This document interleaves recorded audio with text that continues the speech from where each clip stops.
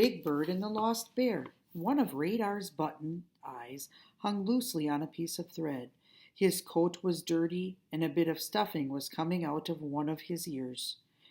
You don't look very well, Big Bird said as he carefully tucked his blanket around the little bear.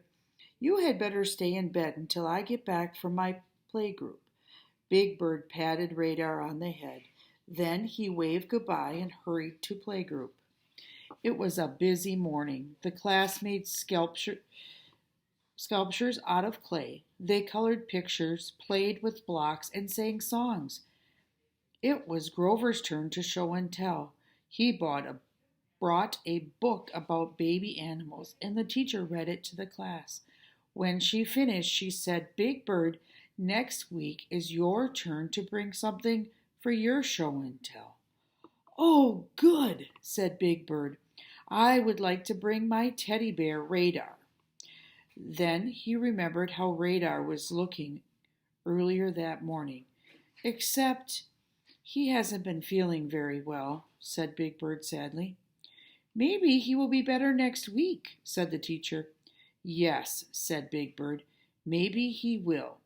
But for the rest of the morning he couldn't help thinking about the little bear waiting for him at home.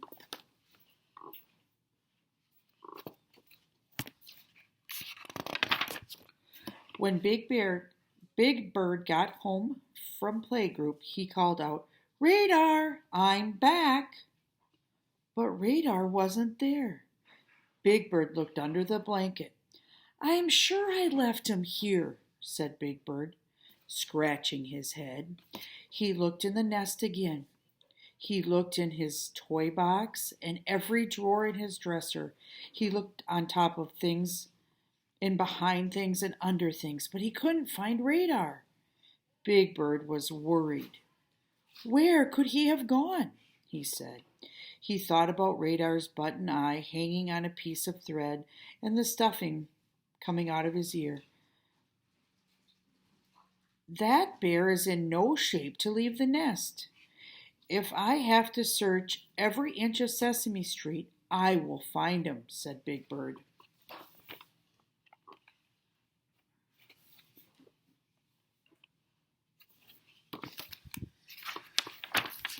On Sesame Street, Big Bird asked everyone he met if they had seen Radar. He asked the mail carrier, the garbage collector, a truck driver, but every answer was the same, and that answer was no. No one had seen Radar. Big Bird did not give up.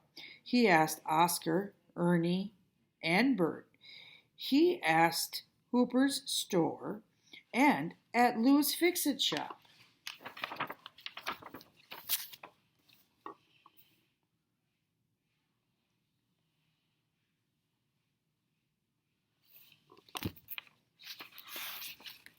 He looked inside the telephone booth, on top of the mailbox, and under the benches. He looked everywhere he thought a bear could be, but he did not find Radar. Big Bird walked sadly down the street. As he passed the wash and dry laundromat, he glanced in the window. What he saw made him stop and hurry inside. Granny! Big Bird cried. Big Bird! Granny cried, giving him a hug. I thought I'd surprise you and come visit.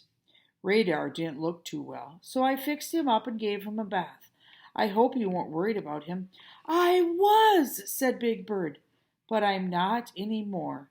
Radar's button eye was sewn in place, his ear was mended, and he was soft and fluffy clean. Oh, thank you, Granny. Big Bird gave Radar a big bird hug. I have a surprise for you too, Radar. Next week you can come to my playgroup with me.